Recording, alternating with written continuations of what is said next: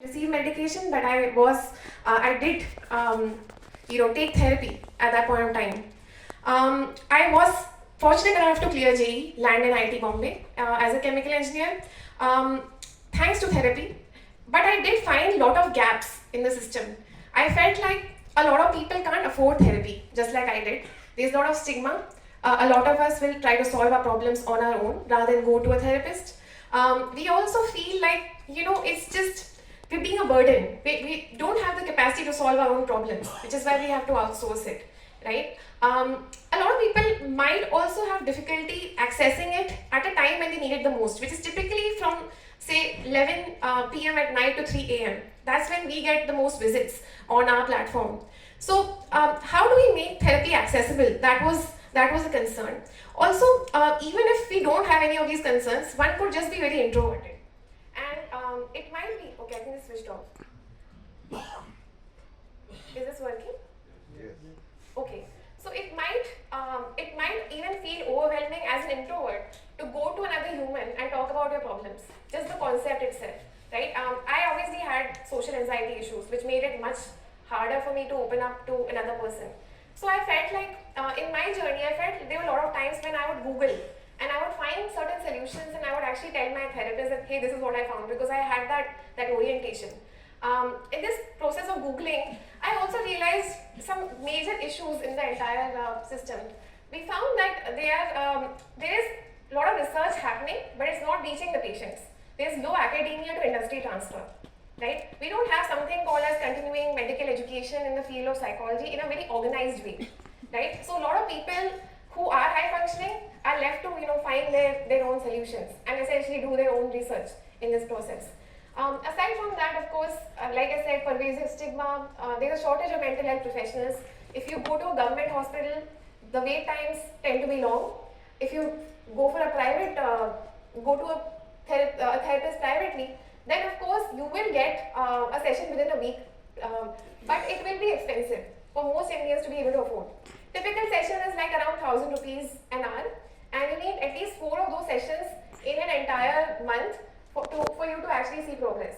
This is unaffordable for the bulk of our population. We also found that there is no centralized mental health records. You have that for physical health, but you don't have that for mental health. So what happens when you decide to change a therapist? Let's say you go to one therapist and you suddenly realize that this is not working out, like this is not a good fit. Then again I have to open about my problems. Again I have to talk about what all happened. I have to fill in the gaps for them to be able to be up to speed with me.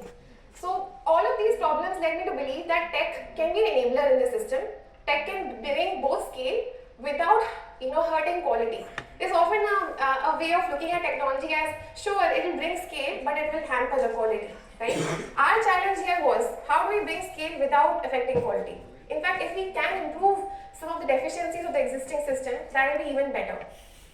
So with that, we went ahead and built this guy. This is Hilo, as you can see. This is our AI therapist. And Hilo essentially, I also want to talk about the impact we've had before going to how we solved the problem. I had the chance to actually present our demo to Mr. PM Modi. We also appeared on Man Ki Baat, where he actually mentioned us in reference to bringing a scalable and novel approach in mental health care, something which is not really looked at as much in our country. We also signed MOUs with the Ministry of Social Justice and Empowerment with the Government of India. Have had the privilege of presenting to Mr. Anand Nilekani, who is also an alumni of this college, and of course Mr. Jensen Huang, who is the founder of NVIDIA. Coming to how we look at coming to our existing solution, like what lies at the core of it. We are using generative AI. Of course, a lot of people have had exposure to generative AI. Everybody here in the room has at least heard of ChatGPT, right? Interestingly, therapeutic usage of ChatGPT was pretty high. In fact, the team of OpenAI themselves came out saying that there are a lot of people who are actually naturally using ChatGPT for queries like, I want to write a breakup message, or I want to talk to my boss about a promotion. I don't know how to talk about it. So people are already using GPT for cases like these, which makes it a very good fit to have a solution that can be like Google but better. Now, we obviously are focused, one is of course you leverage generative AI, but you need far more than that. You need several layers to ensure, firstly it's a safe system, it doesn't hallucinate. You also need to ensure if it has a necessary clinical backing. It's very important to have a solution that is clinically proven and validated by experts. And it's also important to have a system that includes humans and doesn't actually make you move away from them. So our AI therapist is not a replacement for experts. It's simply a supplementary tool that people can access when they don't have access to traditional therapy, whether because of stigma, whether because of affordability concerns, whether because of lack of access. So these are some of the interesting use cases that we found people tend to use our bot for. But most importantly, we built the data set ourselves. It was made with, we had a participation of over 50 mental health professionals over the course of the last 2 years that added to our therapy data set. And we also validated what is called as a multi-agent conditional chain of thought. Now, it sounds like a very long thing, but to explain simply, you have a concept of agents in AI. Like you have agent for a specific task. You have a legal agent which say focuses on giving legal advice. But when it comes to a case like mental health, there is a lot of subjectivity involved, right? So with respect to subjectivity, it has to be a multi-agent system.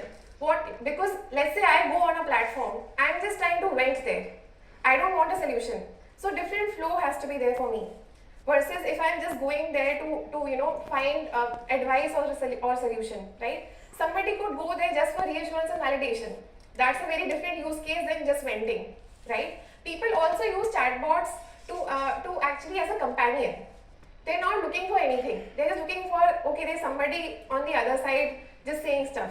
So while it sounds a little dystopian that you would rely on AI to be a companion, I think that says far more about the nature of society and how overall the social fabric has transformed and evolved over time.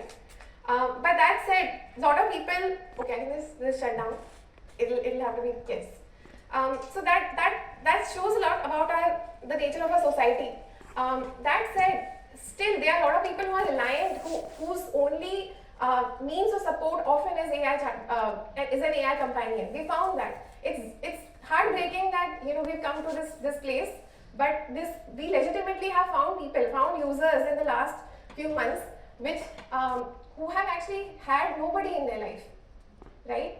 So what we try to do here, what we have essentially tried to do here is build a companion and build an AI therapist and also build an AI assistant that gives you the right type of solution.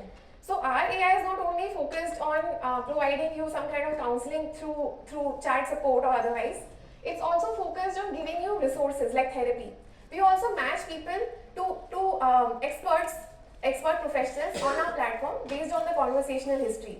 So we try to assess what kind of a person is it. Is it an introverted person? Is it a person who is more logical rather than emotional? And based on these parameters alongside the demographic parameters, we match them to the right therapist for their needs.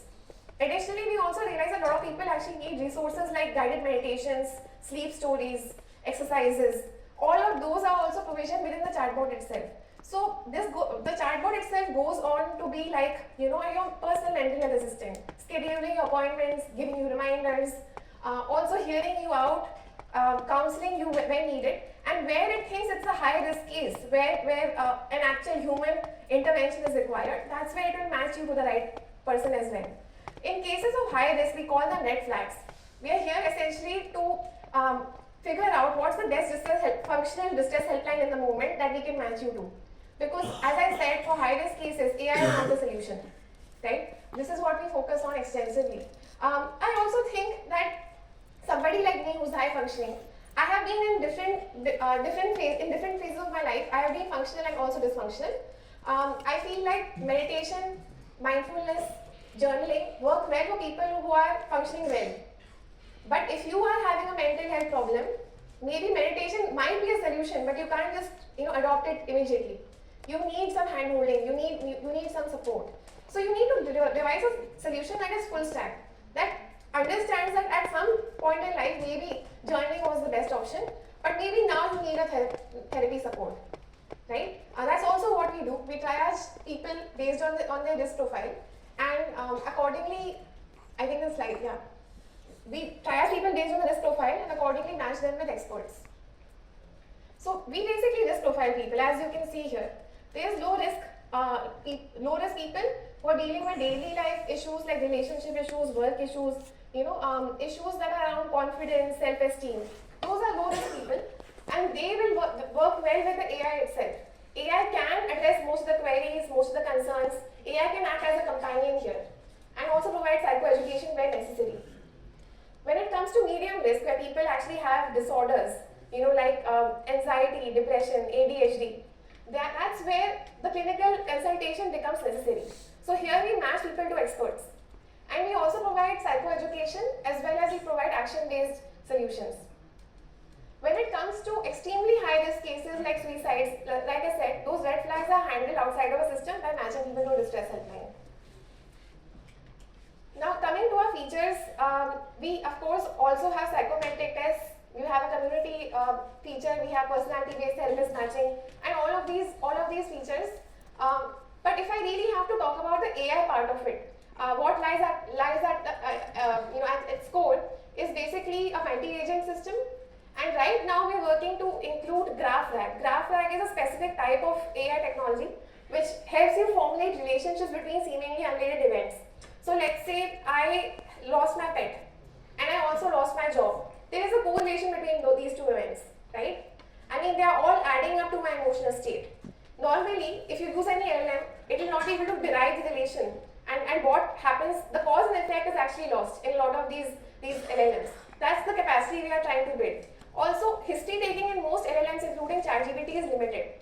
It's not able to go very far back, and it's not very efficient to store that much of data also. So what you need to do is, throughout all your history, you need to extract only the relevant portions and send that in the new conversation. Otherwise, you'll be sending too much data, which is not productive, right, and not efficient. So that's how we train our models as well. We also are working to fine tune our own LLM, which will be a psychology LLM, where we are using specific data sets that have been clinically validated and extracted. What is the new thing that's coming in AI space? There's actually a lot of stuff happening. There's digital phenotyping, meaning that a lot of us are using wearables, we're using a lot of devices. What if that data, all the passive data, can also be included? What if we are able to track your heart rate variability and see that, hey, I think there's a drop in your heart rate variability, maybe you're under some kind of stress. There's a rise in your heart rate, maybe that's also a cause of concern. So what if we see these patterns and have interventions accordingly? That's the main focus in digital phenotyping. Then of course there's LLMs for specialized outcome. We have to have the capacity to detect psychological states. Now, a lot of people ask me that can an AI diagnose? Can an AI say that I have anxiety disorder or I have depression? I don't know what your take is. I would like to hear your opinions on it. If anybody would like, you think, yes, go ahead, sir. Yes. You think it should be able to diagnose? Yeah, it can, because okay, how many people think it should be able to diagnose? You can raise your hands. Okay, that's few. Okay, everybody else thinks that AI should not be able to diagnose.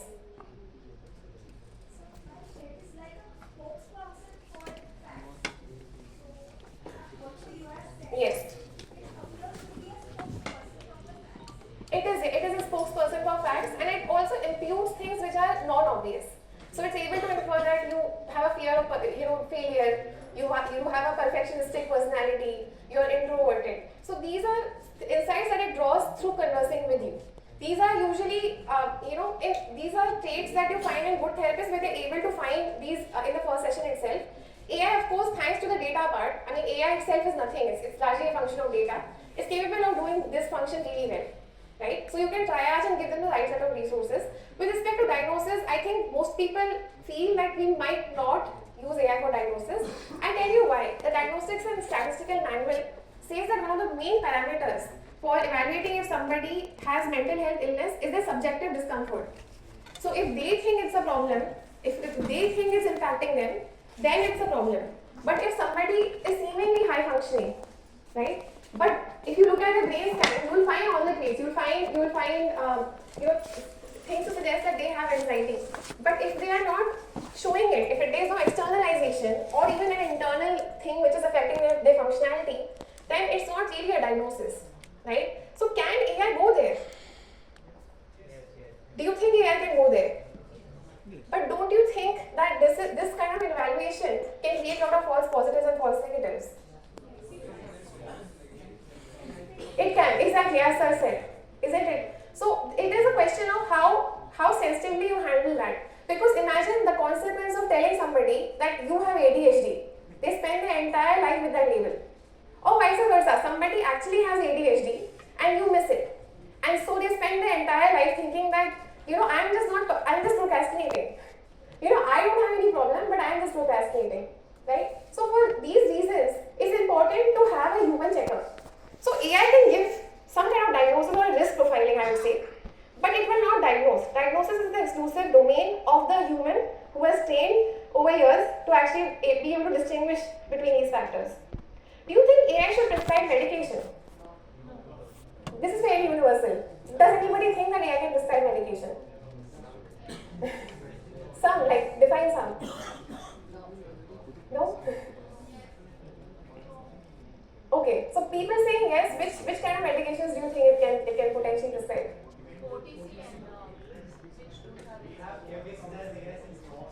We have.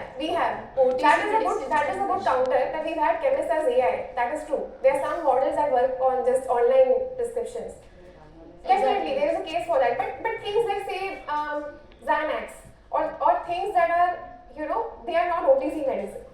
Do you think those can be prescribed by AI? AI can go for CBT or meditation or psychological.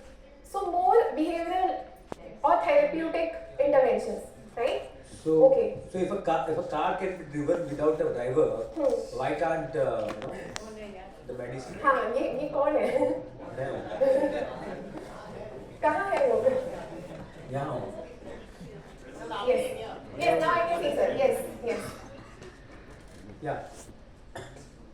It can be tried, but medically or as per the what I would say law, it is not. It is still not valid. Yeah. It is not valid as per law. It is not valid as per law. It's not valid. That's true. Similar to diagnosis, prescription is not valid. In the same way, like a car without a driver is not valid in India. Yes. In the same way, medicine without prescription is not valid. But in some point in time, like maybe going forward. Yeah. Going forward, it may be Yes. the way forward in the ways. Impossible. Okay. Right. So there are of course people divided here. Some people think that technology will evolve to that extent where that might be possible, and then there are people who think that no matter what happens, there should be human on the other side doing this part of the role always. Yes.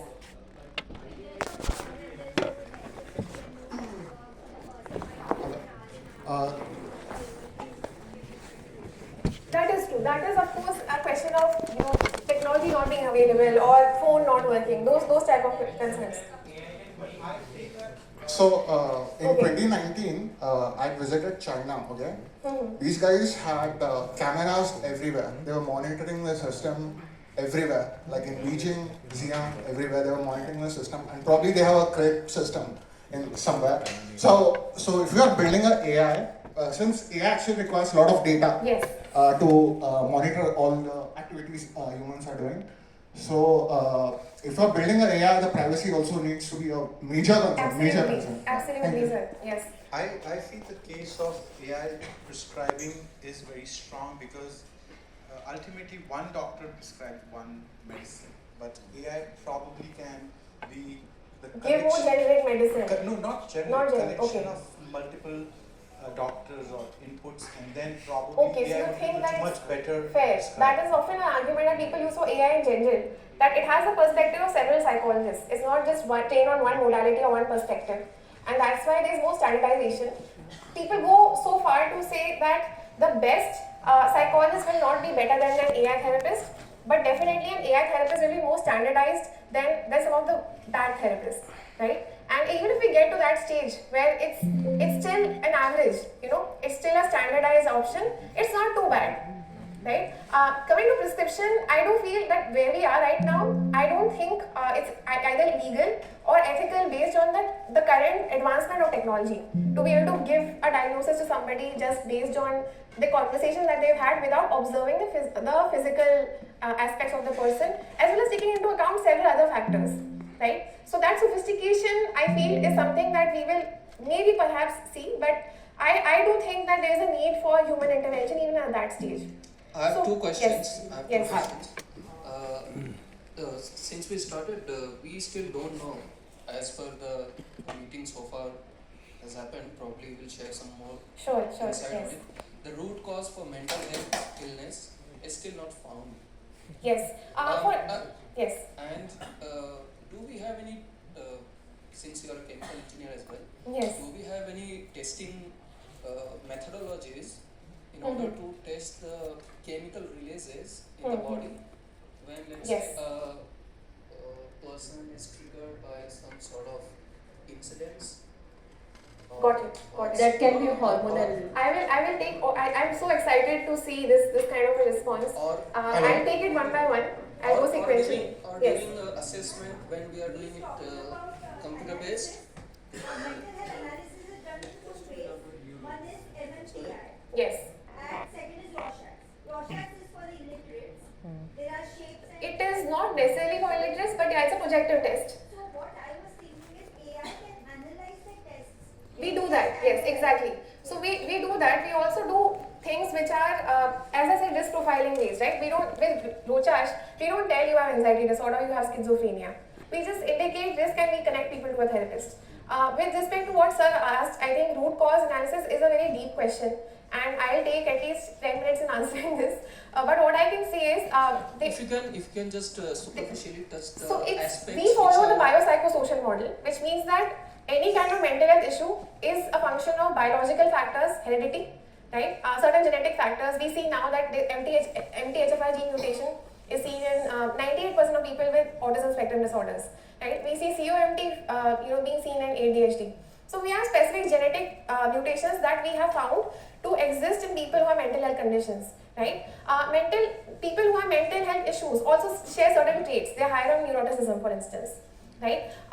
Then that is a biological or trait based or more solid part. You also have society, right? So you might find, and there's a study done on this, that the cases of depression are more in southern part of India, whereas in northern part of India you see more, borderline personality disorder, antisocial personality disorder. So why is that the case? Why on a sociological level there are also factors playing a role. Otherwise, why are there such very apparent trends, right? So this has to do with how society is structured. Societies that are more inhibitory or that are more rule-based will have a high incidence of depression, right? That seems to be the underlying cause. So that is the social part. And then of course is the psychological part, early childhood, right? Subconscious patterns, beliefs and attitudes. All of these factors, even lifestyle-based factors, how people, how sedentary they are, what do they do in the day, right? The behavioral aspects. So all of these, in a combined way do it. We can simplify and say that maybe the weightage of psychological factors is the highest, like we can all change our destiny. But, if you really look at it, there are some very obvious biological predeterminants that make it very hard for somebody to have that willpower to take charge of their life, right? Which is exactly why you need, somebody else in the system, somebody else who can see the person objectively, right? So we follow the biopsychosocial, and I do think that it's not we can't oversimplify and say that it's just, childhood trauma or just somebody operating in a specific way in terms of their mindset. Okay, the Srishti, subsequent I to wanted that to question add is one that thing. while we are doing the assessment, let's say socially or computer based or another tool of an analysis using AI, what we are doing, do we still have any tool like we will be able to monitor the vitals of the body or Yes. some chemicals? Yes. There are brain scans that people have studied and seen the response of like digital therapeutics and see how it impacts the brain. Heart rate variability is a common indicator as well. No, So- specific to mental health illness. Yes, specific to mental health illness. See, in terms of seeing exactly the entire hormonal profile, right? People have done that, but we don't see a whole lot of studies on that specific aspect. Also, there's subjectivity. I might have really high levels of dopamine, right? But is it being externalized? Which is why only looking at the biological markers is not an accurate picture. A lot of it is what the individual is like, what is their character, how do they behave, right? So you have to look at persons having agency. If you look at them only from the lens of biological construct or the chemicals being released in their head, you miss out on the full picture. Which is why you have to look at not just the biological part, but also the social and the psychological part. Okay, my next question is, how would you relate aspiration with mental health illness or mental health disorder? Aspiration, because India is going to be super aspirational and it is already fairly aspirational already. Yes. AI is actually the aspirational India as well. Yes. So how AI, aspirational India and mental health, you would equate it with the, if you could formulate any equation with that. Sure. So we are obviously very aspirational. We have a massive population, and obviously with population comes a lot of competition. And competition does give a certain orientation towards, just making it, breaking the cycle. It's all correlated. In terms of the advent of AI, I think we have the necessary tools or necessary things to capitalize on that and create a much better future. AI can actually, of course, somebody pointed out that AI is also creating issues. That it is for sure. Obviously, with AI, few things will definitely happen. We will definitely turn slightly more introverted than already we are, right? Because we will be constantly on the phone looking for solutions. We already are, thanks to Google, right? It'll get perhaps a little bit worse.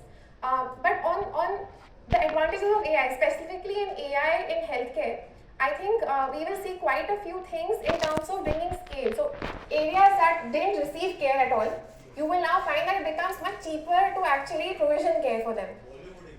Right? So if we can provision care for people who belong to, say, the tier 4 or tier 5 cities, I think that will be incredibly helpful in utilizing our demographic dividend.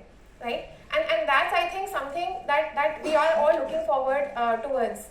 There are, of course, challenges, there are ethical concerns, there are regulatory concerns. We don't know, we have some understanding of how pro AI the current government is. They have had national India AI mission, for instance, right? So government is focused on that, but I think AI will become regulated going forward, just by the pace of how it's growing.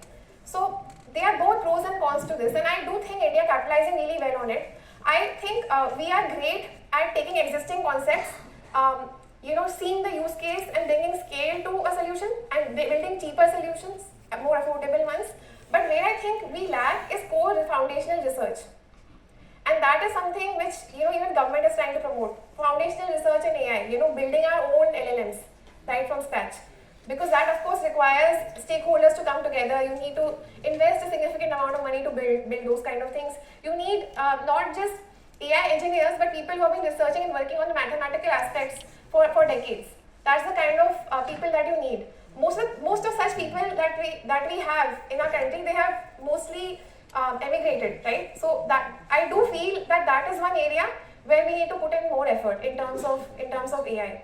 And with respect to mental health, there are many companies that are, of course, working on this. I hope this Shrishti, has I have answered a your question for you. Yeah, So go ahead. you mentioned in your presentation about the psychometric test. Yes. Okay, so you were mentioning about the psychometric test, which is a DMIT format, something. Yes. So there are two types of tests that we personally believe in.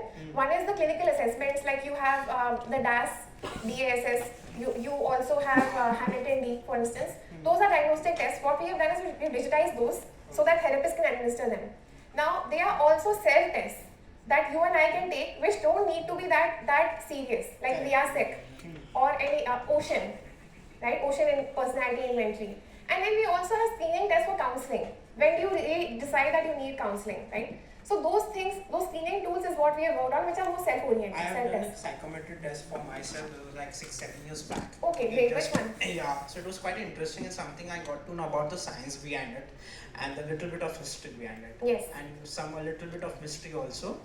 Okay. Yeah. So, and my second query too will be regarding. So as you mentioned about the mostly which is your into the health tech. Are you working? Are you is your companies taking seeing the future working into any product which is regarding to women's menstrual health care also? Absolutely. Because why I'm Absolutely. asking you, my name is Divich. I'm a co-founder of my brand called the Blissful Women. So Awesome. yeah, so we are into making of sustainable menstrual hygiene products which solve women periods problem. So I'm into this venture since past 5 years, and I work with more than 2.5 young girls and women across India on menstrual hygiene. Okay, so I would be very much interested to work in that space with you if you are up for any Sure, kind of definitely. challenges. We are absolutely open to anybody who wants to collaborate with us. Yes. In fact, we recommend people to other platforms for specific reasons. One of that is sexual health. Sexual health has similar characteristics to mental health in terms of the taboo. So people, when they come here and talk about their mental health problems, they often also talk about their sexual health problems. Correct. Right? So we do see a very strong case for that. We deal with, of course, the query-based part in our AI. We also included a huge data set for sexual health issues. That said, for products and for things that actually can make a difference, that's where we direct people to platforms that provide these. Right? So definitely, we're already working towards inclusion of products. Okay, thank you. I look forward to it. Okay. Shrishti, hi, good afternoon. Hi. Good evening rather now. It's and amazing session going on, and it's great to, because I've seen people who have become successful when they created something from their own pain points. Yes. I'm talking about Ritesh Agarwal, Oyo Rooms, right? And next we have Shrishti, who had such an experience in the past, and now she has already built a product. So congratulations, first of all. Thank you It's so a very much. difficult space to get into because there is so much of confusion, so much of Yes. questions rather. Yes. But congratulations for Thank you that so much. and giving us an insight and knowledge about this particular subject. Second thing, I'd just like to add what Sir was asking about how AI can transform into healthcare.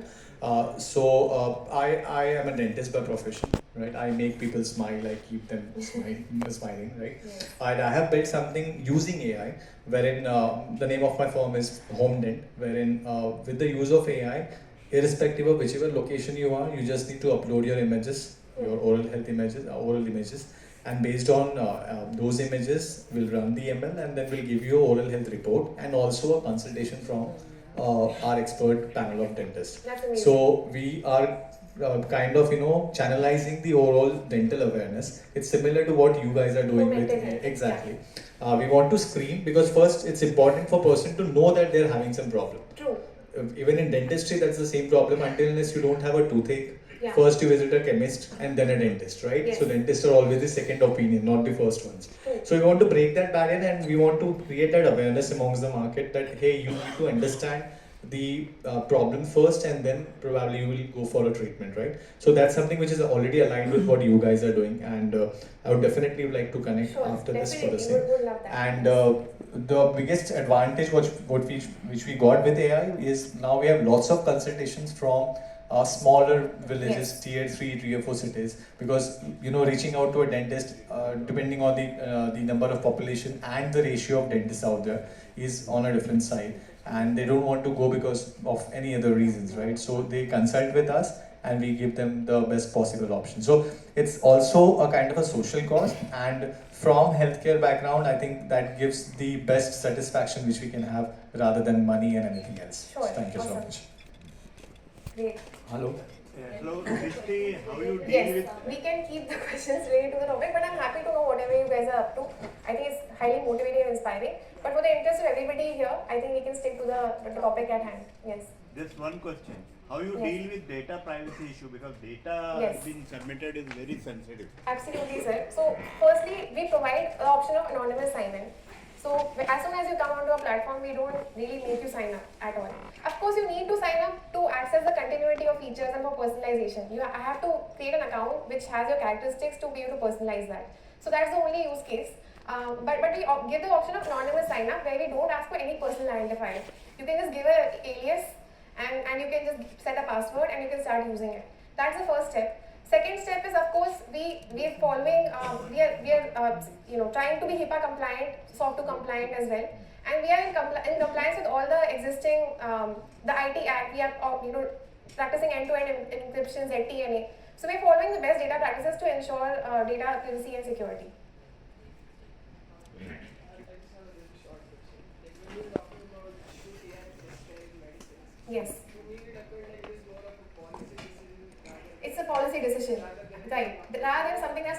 think of. Yeah, fair. No. Yeah, yeah. I think so too. I think like you in this area. I mean, there have been AI enthusiasts who are like, AI can just basically replace humans.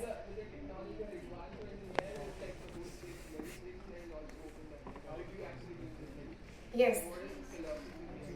Right.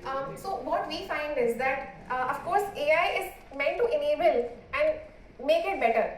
Now, if you're removing humans, a huge part of therapy is just the human-to-human connection, right? So, do you want to replace that entirety? I don't think that's a socially good thing to do, right?